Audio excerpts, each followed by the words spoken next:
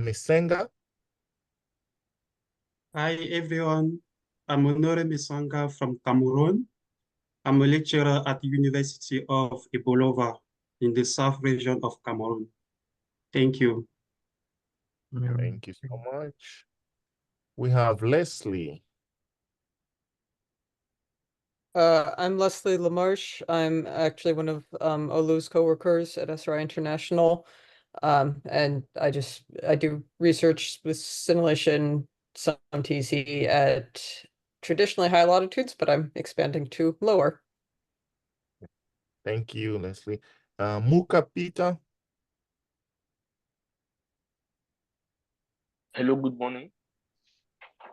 Good morning. I'm a student of Universidade do Vale do Paraíba in Brazil, Sadio campus. I specialize in ionospheric physics, space physics, to be precise.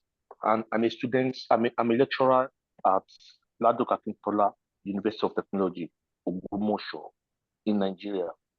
Thank you very much. Okay. Yeah. All right. Thank you. So we have two Patricks. We have Patrick Alken. Good morning, Patrick Alkin. I'm from the University of Colorado in Boulder, Colorado, and I'm interested in modeling all the different sources of Earth's magnetic fields. So I work a lot on the ionosphere and various current systems in the ionosphere. Right. Thank you. And then we have Patrick Essien.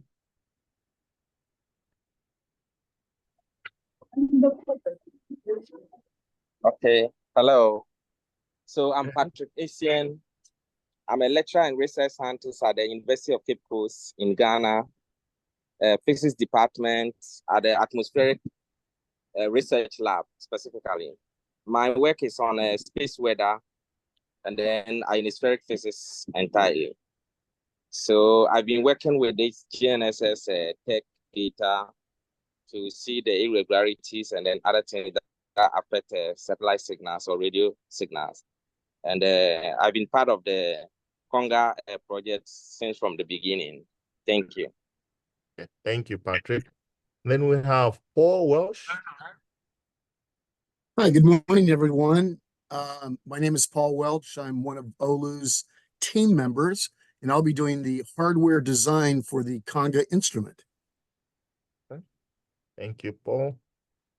I have Todd.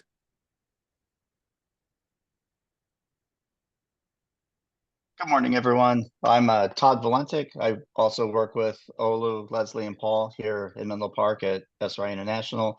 I'm a principal research engineer and specialize in designing remote instrumentation, everything from small low power systems to large high power radars. Also do a lot of software engineering and signal processing. Thank you, Todd. Sanyolu.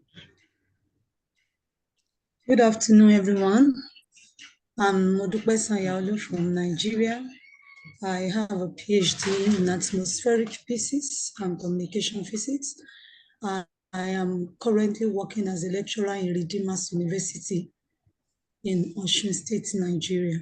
Thank you. Thank you so much. We have David. Dots. Is it Dot? David Dots? Okay. Yeah, I'm David Doche from Ghana, geophysics lecturer at Department of Physics, Kwame Nkrumah University of Science and Technology, Kumasi, Ghana. I do a lot of work in mapping potential gold mineralization zone in major gold belts in Ghana, and also do quite some work in groundwater exploration. Currently, we are also working on a project trying to monitor the sea erosion in southeastern part of Ghana. Yeah. Thank you. Thank you. Emmanuel Joe.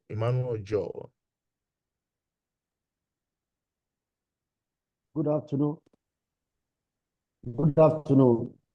My name is Emmanuel Joel from Nigeria, Anchor University, Lagos, a physicist, applied geophysicist. I specialize in using space technology in probing subsurface Earth. Thank you so much.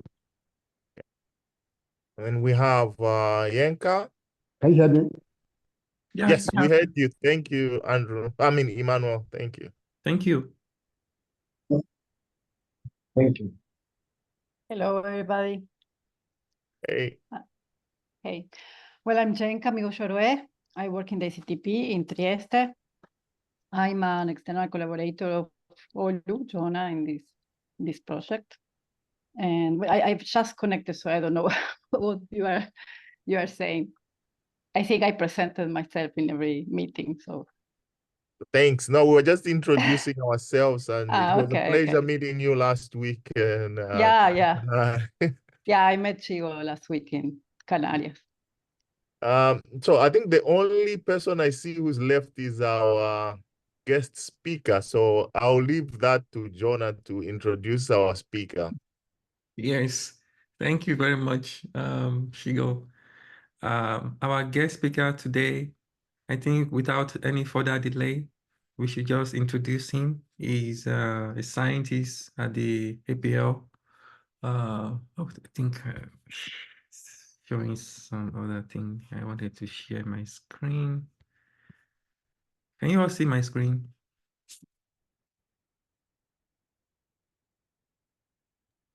Yes, we can see. Oh, good. So today, Rafael Mosquito will be. I think I have to make a correction before, because in the email I sent out during the week or last 2 weeks, I think I make a mistake in his last name. I'm so sorry about that, Rafael. So so sorry. Common mistake. Yes, it's my computer. I was typing the writing and then it Sure. everything on me. Yeah, I believe that. So, but I'm so pleased to have Rafael here, and today we'll be talking to us about his recent idea that he's working on. I think this idea has been submitted to Daisy, and they are aiming of putting about 1,000 or above 1,000 magnetometer globally. So it's going to be mostly in the equatorial region or in low latitude region. And Africa is also one of the principal places they want to install this magnetometer. And yeah, I will leave Rafael to tell us more about this mission. Thank you, Rafael. Yes, you're welcome. You may feel free to share your screen. Yeah, I'm gonna need, yes. Okay, let me try this. All right, let me see. 1 second.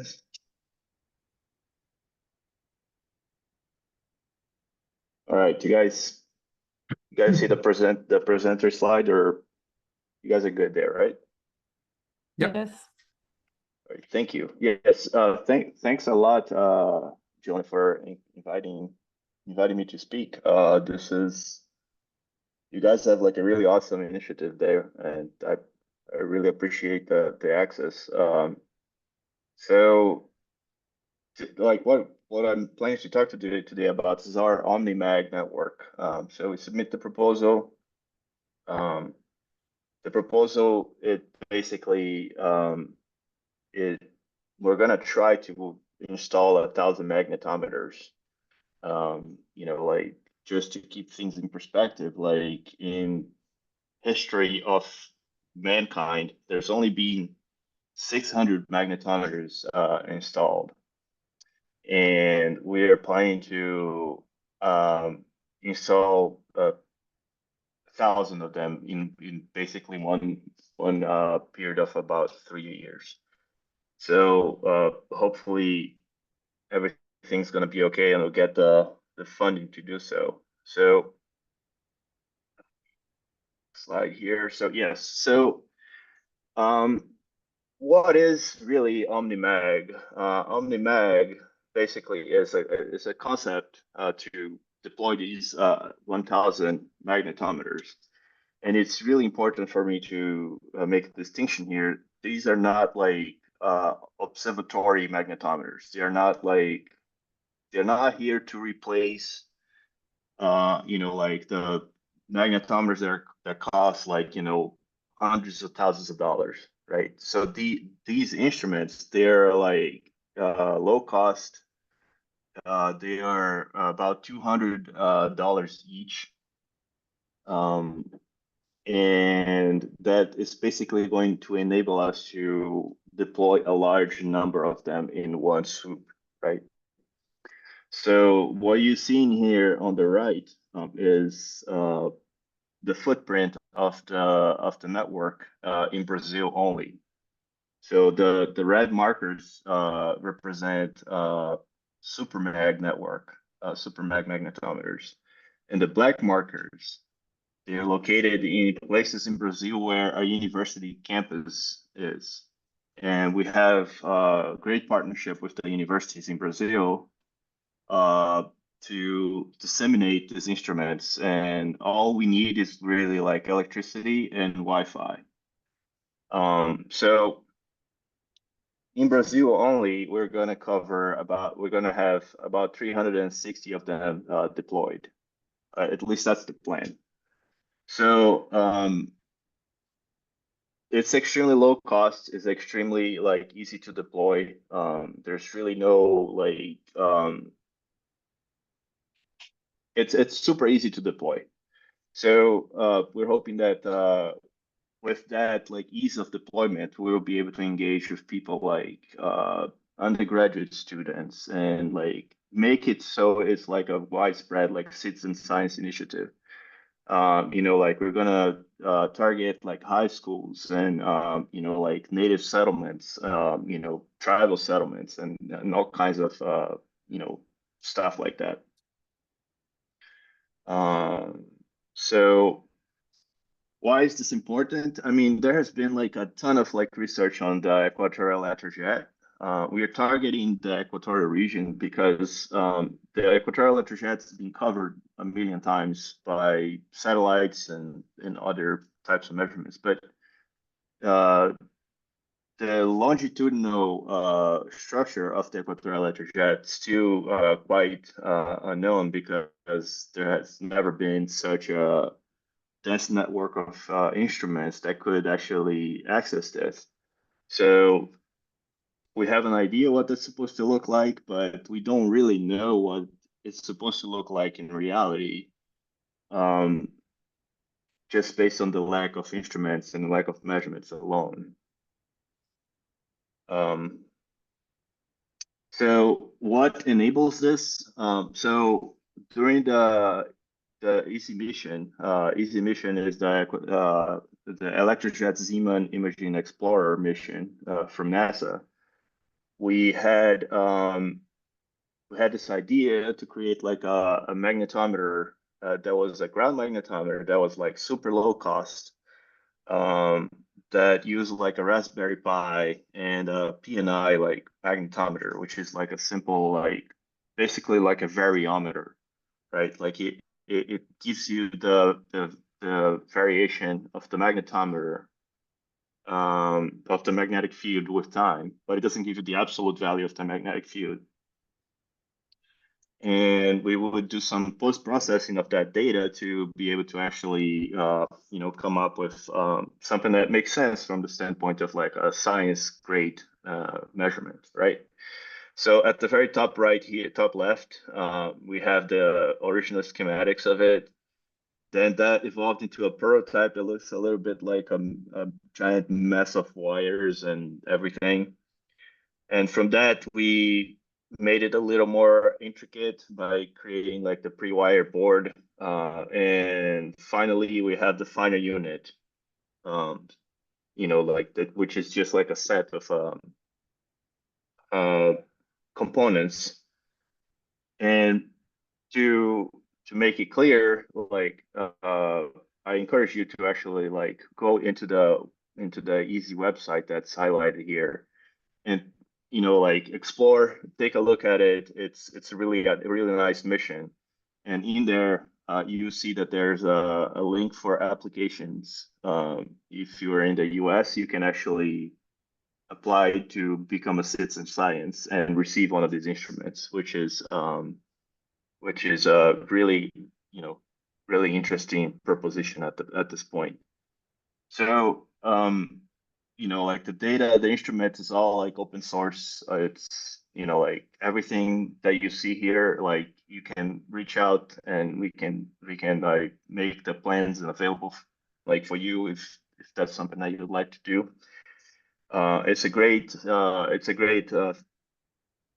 great thing for like undergraduate projects and like if you have like a high school team or something like that you want to engage in science, this is like a really good way to go about it. So like just let us know and we are happy to contribute and collaborate with you guys. Anyway, so it's really not like a magnetometer in an observatory magnetometer type of thing, right? So it's really hard to be like, hey, like this is it's here to replace like magnetometers forever, and like we're never going to install one of those. No, it's really not. Like we're trying. This is an instrument that is going to augment the measurements of those like $1 million magnetometers, right? But because it's like $200, you can like make it a really dense network of them with the price of to buy like 1 or 2 magnetometers, right? So how does that really work? So we're making like compatible measurements, right? So basically what you see here is like the uncalibrated measurement of the OmniMAG instrument, which is how we call each individual unit. And you see that there's like the temperature and the magnetic field measurement is extremely correlated, right? So this PNI like variometer magnetometer instrument, like the little board, it's very closely related to the actual temperature, right? So we have to detangle the temperature from it. So like this PNI measures in a 40 hertz cadence. So the first thing that we have to do is to like resample to 1 second. We then have to do the temperature calibration, which we do like a linear correlation that like it takes care of the temperature, the linear temperature dependency and the first derivative dependence on the temperature, and then we rotate the the direction of the magnetometer using the accelerometer that's placed on board.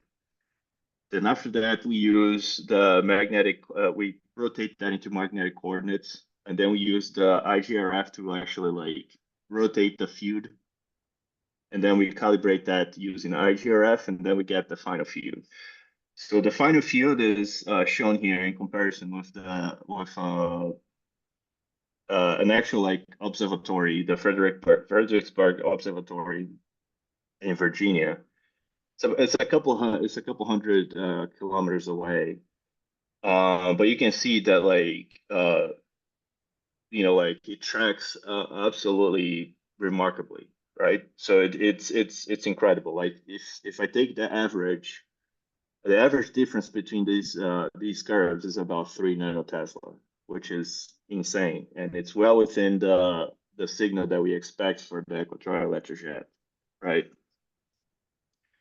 So how are we gonna make the data available? Like within the EASY gateway, there's the outreach page, and in there you're gonna find the data explorer. So you can actually go there right now and look at what the OmniMAG is doing in comparison to the Fredericksburg instrument. Now, the major caveat is that like none of the data you know, the site is already available, but none of the pipeline is actually is still in development. For example, we still don't have a tool to actually like go there and click download on the data and stuff. And the reason for that is because all of the data that's in this website is currently uncalibrated. So it still needs to go through that you know, like loop that I showed you earlier to be able to actually, you know, produce data that actually makes physical sense, right? Rotated to the right directions and calibrated with IGRF and all of that good stuff, right? And within this website here, you can actually apply to receive an OmniMAG if you're within the US. So again, if you have like, if your kids are in high school and they want to apply through the school, they have like a really good chance of actually receiving a unit. You know, if you're in a research institute or if you're in like a university within the US, that also like gives you a good likelihood that you're actually gonna get one of these. The easy mission is supposed, we have like 700 of these units already made and ready to ship. They're going to start shipping before the mission is launched later in October. So we're hoping to populate like a bunch of the US with these units. Anyway, moving forward, so like how are we gonna retrieve the equatorial electrojet from OmniMAG? And this is where you know, our partnership with Patrick Alkin, who is present here, I think,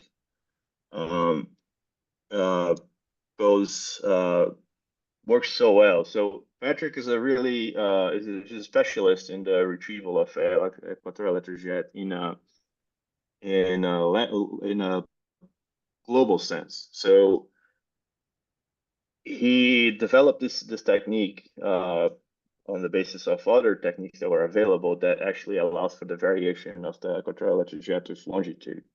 And this technique was developed for the EASY mission, which will probe the equatorial electrojet as it flies through the equatorial region during the equinoxes.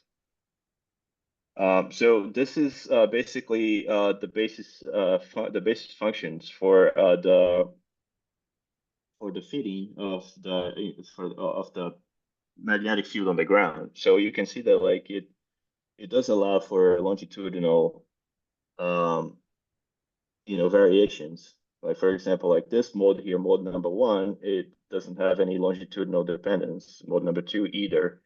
But if you look at mode number 3, mode number 4, they do have a longitudinal dependence, and this is just the 21st modes of it. So what does it look like if we actually run the retrieval using the magnetic fields probed on the ground? So we basically just got like a run of TiGCM and we produce from TiGCM, like using you know, like a forward model, we produce what the perturbation of that IGCM equatorial electrojet current is going to be on the ground, and that's a value in nanoteslas that is shown here at the top right, you know, at the top panel here. So this is all like what the perturbations on the ground would be if there was an equatorial electrojet like right overhead in the Brazilian portion of the network, right? And then like Patrick used you know, like the inversion, you know, like the loop PCA currents that was in the previous slide, and he retrieved the bottom you know, the bottom magnetic field.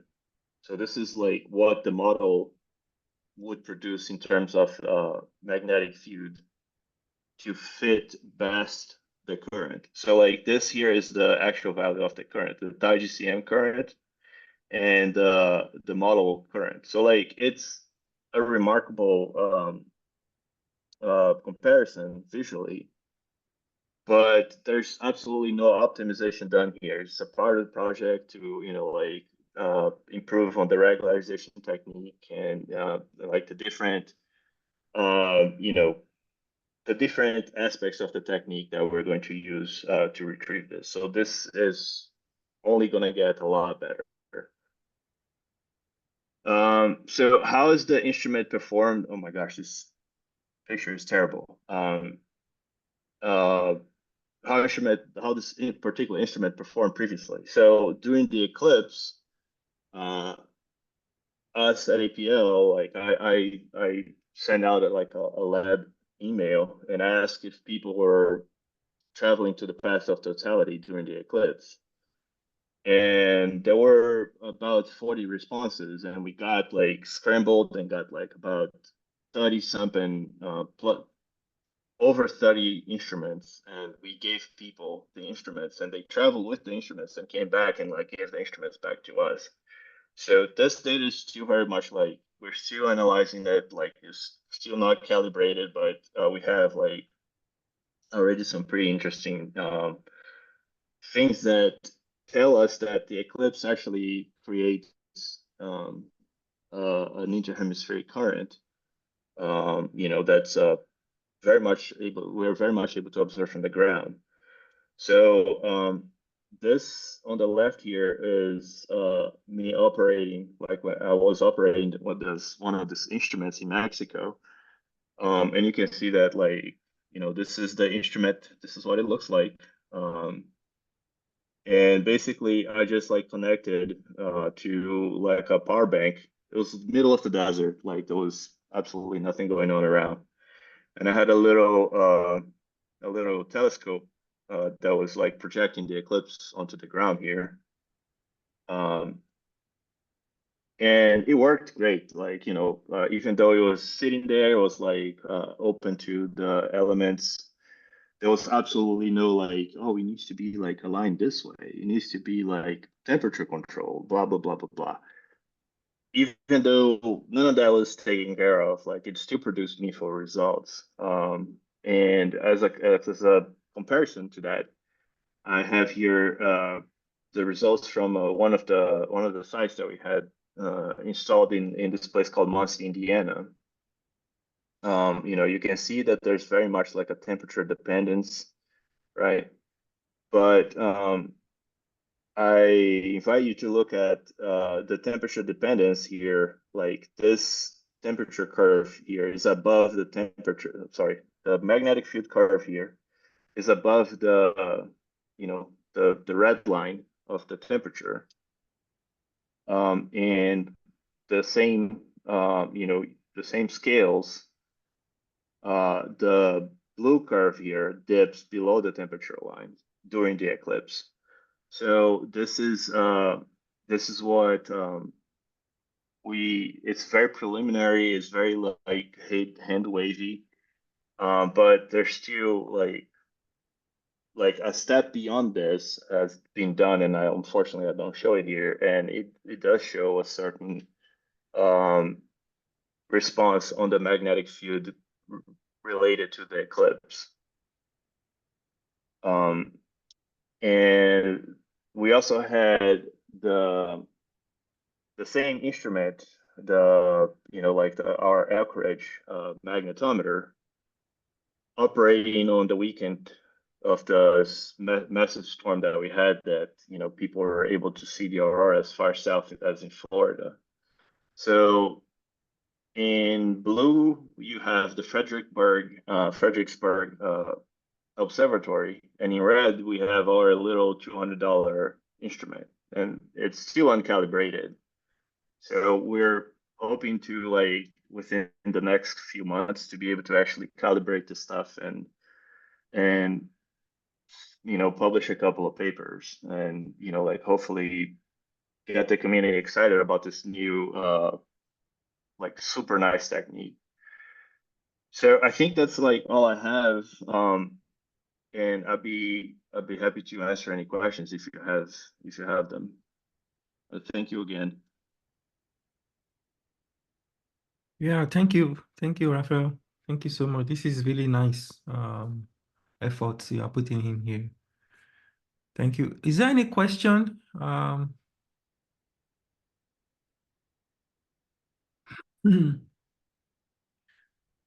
So I have a couple of questions. Like you mentioned that most of these instruments will be deployed over Brazil, right? You show the Brazilian distribution. I saw a lot of magnetometer over there. Is that Brazilian magnetometer?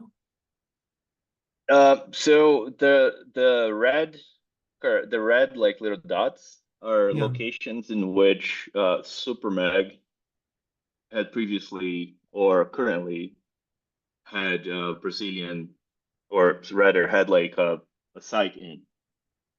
So like for example, like this here is a magnetometer that Right. exists or existed at some point, and it was in this it was what it is in the SuperMag website, right? Yeah. The black stuff is not magnetometers that Oh, are okay. currently deployed in Brazil. This is like what we plan to deploy. And just because this is very Brazil focused, this is only a proof of concept that the technique for inverting the currents actually work. Mm-hmm.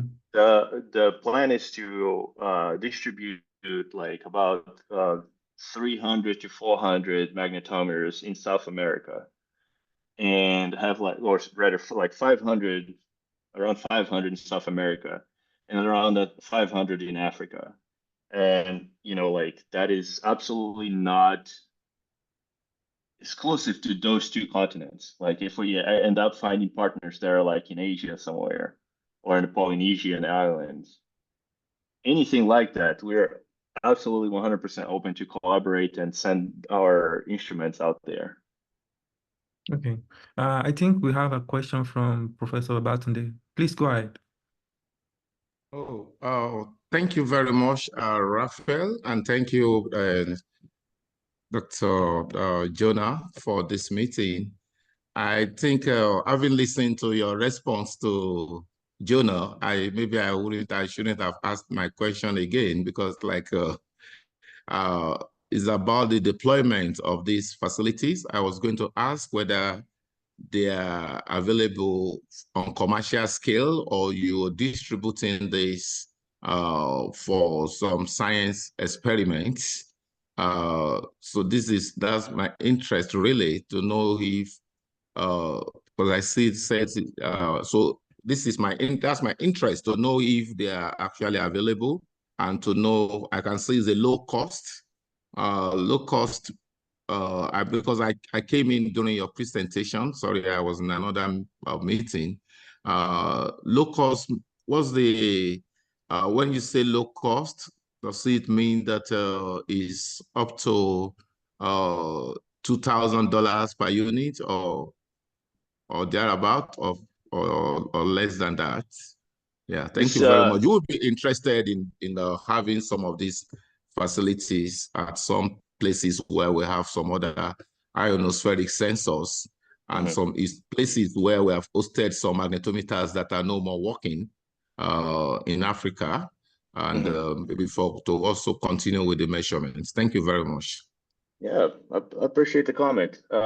So our idea is to develop partnerships with you guys in the community, and identify a number of ambassadors. So, for example, like we have an ambassador in Brazil, this guy named Igor Paulino, and he's going to be responsible for distributing the magnetometers in Brazil. Okay. Because it's a university, he's going to be able to actually distribute them in Brazil. So like getting something like that in each country, African country or otherwise, that we could do that would be fantastic. It would be amazing. And again, this is still very much like we just submitted a proposal, right? And they're $200 each. They're very low cost. It's open source, so like even if this doesn't get funded for whatever reason, like the opportunity for you guys in the community to actually like reach out to us and build this stuff yourself in your own like lab is still very much available. Like, we're glad to collaborate and, you know, like, have you guys be a part of our team as well. And like, yes, absolutely. We want to collaborate. We want you to be excited about this and, like, you know, like, actually be a part of our team, right? Yeah. Dr. Babatunde Rabiu, Professor Babatunde Rabiu is one of the key people you can collaborate with over the region, not only in Nigeria, but over the African continent as a whole. So he has been very much involved in instrumentation, and he's a right person to contact. And yeah, so Lovely. sorry, Rafael, are you applying for phase 1 or phase 2? I mean, It was a track 2, I think. Yes. Yeah. Because you already have a lot of things. Yeah, it's already all designed. We're going to, like, there's a minor change that we're going to make to the setup, is that we're going to like lump all of these instruments here. Sorry, all of these instruments here into one single board to make it easier to fabricate. And you can see there's like a lot of bells and whistles, like LEDs and stuff, because this was made primarily for educational purposes. So like middle school student could like actually plug the board in and like the light would come on and stuff like that. So Yeah. for scientific purposes, we don't really need that kind of like, you know, bells and whistles, right? Yeah. Okay. I think we have one person raising his hand. Is he David? You have a question? We have more or less 10 minutes, and we have some updates for you as well later on. Okay, go ahead, please. Yes, my concern, my destiny is the collaboration. So much interest in that, because we are currently doing quite a number of work doing ground exploration with magnetometer. We're using the GSM instrument in most gold exploration belt. So yes, so if we want to collaborate, as you said, we should reach to you. So I would be so much interested to just get back to you and see how best we can do that collaboration. And absolutely. So Ghana. before you go ahead, Rafael, sorry, I will advise, if you want to ask question, it's just a suggestion. You may want to show your face so that the person will get to meet you, and the connection is already being done right away, right? Okay, that's fine. Yeah, yes. Hey, David. Yes, yeah, so that would be a great thing for us, because Ghana, we do quite a lot of ground-based magnetic survey because of our gold mineralization potential. We do a lot of that. So I'm thinking that this would be a very nice area for us to look at. And currently, we are also trying the instrumentation aspect that you said is so interesting to me, because we have a strong electronics department in the physics department. And we do quite a lot of things. Currently, they do a lot of monitoring in the weather meteorological unit. So with the geophysics side, so we started doing similar things. One of the main things that we did currently is we are now trying to monitor the impact of tide and all that. So they are producing like some integrated weather monitoring stations and all, and which we are deploying currently. So yeah, it's something we would like to contact you with the electronic department section of our department to see how best we can collaborate. Of course. Feel free to do so. And to be clear, this is just because I'm presenting this as a magnetometer, doesn't necessarily need to be just a magnetometer. Like we already have like in-house development to add like an all-sky imager to this, like a low-cost, like super cheap, like all-sky imager that's like RGB, that's basically like to monitor the aurora or something like that. Yeah. So, you know, like there's a possibility for us to like swap out a couple of these units, you know, like the temperature probe, for example, and have it be like a weather station. or have it be like a GNSS receiver, like a dual frequency GNSS receiver. It's currently only like a single frequency, but anyway, so this is like basically like a blank slate platform. It's currently being used to as a magnetometer, but you know, it has a lot more potential than just a magnetometer. Excellent. think, So, sorry, David, I think we have another question from Patrick. Patrick is already been collaborating with us. Okay. Happy to see you here, Patrick. Okay, thank you very much, David.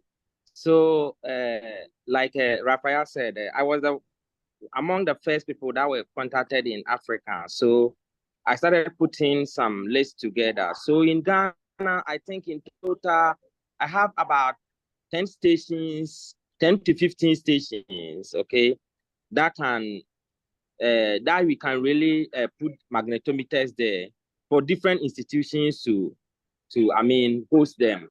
Currently, I think I have another guy from Cameroon, that my brother from Cameroon. I contacted him also to try to get people or institutions in Cameroon to host. I'm in talk with somebody in Togo and then Benin and then Cote d'Ivoire as well. So I think it was also during that first meeting, then I proposed to Rafael that it would be better for him to contact Dr. Jonah so that together, okay, we can get the picture of whatever is happening in the ionosphere, okay, for research purposes. So I think we are still working to get more stations around for the magnetometer to be hosted so that we get a better picture of whatever we are going to study. Thank you. Yeah, thank you. That's good. Thank you very much, Patrick. This is wonderful. And there are a lot of good news here for instrumentation and ground-based instrumentation. We have some places that we have pointed or we have located for GNSS ground-based instrumentation that will, like from the map I showed initially in the beginning, we have those cycles like they're in over the places. We have contacted people, we have contacted all those universities in the area because this is a different project. We are starting from scratch. We are building this, although there are these receivers in the market, but this is going to be a unit, an autonomous unit, self-sufficient unit. So everything is going to be together and then we'll ship it. And this is going to be kind of very basis for other instrumentation to come in. So we put CONGA in this place and OmniMAG can come and sit by the side, you know, and any other instrument can sit by the side. So it's a kind of way to establish a location or site location for all this type of ground-based instrument because they are very little or the space they take is not so much. So we can put multiple instruments in one location. So that is one thing that we can collaborate about. And that is also the essence of this meeting where we get people to work together. And that is interesting. So thank you very much, Patrick, for sending Rafael. Rafael, we have been friends for a long time, but he skips his mind to get yeah, it's been a minute, huh? Yeah, I think we have we have very limited time, and one hand is raised there. I will give to the honorary. Yeah, please go ahead. Okay, thank you so much. I'm Honore from Cameroon. As Patrick mentioned my name, I just want to introduce myself. Hello, Rafael. Just to let you know that we are very interested in that project. Cameroon had already hosted the magnetometer from Amber Network for, I think, 10 years.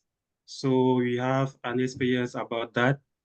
I think you received already the letter from one of our institution who is University of Marwa. So right now you have 3 institutions which are available to host the increments. So we are available to collaborate with you. Thank you. Absolutely. I appreciate you guys so much. And I think there's actually somebody who I can't remember everybody because I got so many emails from the community in Africa, but there was somebody from Cameroon who was interested in the study of GICs, and I think they work for the electricity company there or something like that. Yeah. So I was super excited to hear the interest from you guys out there. Okay, thank you. Okay, yeah, so I thank you. think we are sorry, Honore. We need to get going. I have more couple of questions for Rafael, but I can't ask my questions because of time. Maybe at CEDAR we will discuss more on this. Yeah, we'll get together at CEDAR. Yeah. So Leslie, is Leslie around? Yeah. Yeah, Oh, okay, yeah, please. yeah, I'm still If here. you want to go and give us an update on Daisy that we are working on, yeah. Sure, just a really quick summary. So this DAISY program is an NSF funding opportunity that is focused specifically on networks of distributed instruments. They recently had a solicitation for it, both and it's divided into 2 tracks. The first track is for development of an instrument to be deployed, and the second is for deployment of that instrument. And the team at SRI put in a proposal to do a development, instrument development for GNSS receivers, effectively fully kind of environmentally tested and prepared and integrated unit that would be ready to be manufactured and deployed. So we're, waiting probably several months before we hear what happens with that, but we're optimistic, and it was yeah, a good step forward in this overall effort. Thank you, Leslie. Yeah, this is the end of the program. I think we have a lot of discussions that would have been brought up. Maybe we should limit our time with introduction of people at the beginning so that we have more time at the end. I don't want to take more than 1 hour of our time whenever we come to the meeting, because many people have a lot of things to do. So and also, if you are interested in giving a talk, I think people here are more prioritized than the invited guests. So if you let me know that you want something like David was discussing what they do in their lab and those electronics, if you want to sell yourself and introduce what you are doing and how, for example, you can collaborate with Rafael, maybe Rafael will be more confident in you sending students and other things. Collaboration starts just by presentation. So you let me know if you want to give a talk, and I will say that we will also have another interesting and wonderful guest to speak with us next CONGA meeting. So be available. Maybe we'll be bringing Dr. Mike or Professor Mike, that is Niger Beer. I'm going to discuss with him at the CEDAR. So we will bring him to talk to us on what they are doing with the Niger ISR in Nigeria. And also, we have a section at CEDAR, although the section is more or less full now. We have about 8 to 10 people that are going to give a talk. We have just 15 minutes or 10 minutes for each person to talk. So if you are still interested, we can still put you inside the section.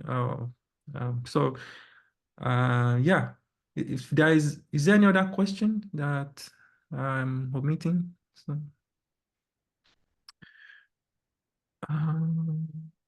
okay.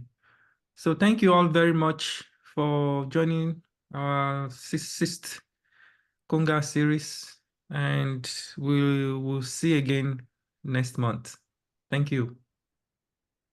Thanks for inviting me. Yeah, Thanks, thank you, guys. Rafael. Yeah. You are always welcome. for the You opportunity. can join our meeting anytime. Thank you, Jonah. Yeah. Thank you. Bye-bye. Yeah, thank you. Bye. Thank you, Dr. Jonah. Thank you. Dr. Emmanuel. How are you? Dr. Abi, yeah, I'm fine. We need to, How's everything? yeah, we need to talk at some point. I will call you. Yes. Mm. Okay. All right. All right. I will await your call. Okay. Thank you very much. Yeah. All right, guys. Have a good one.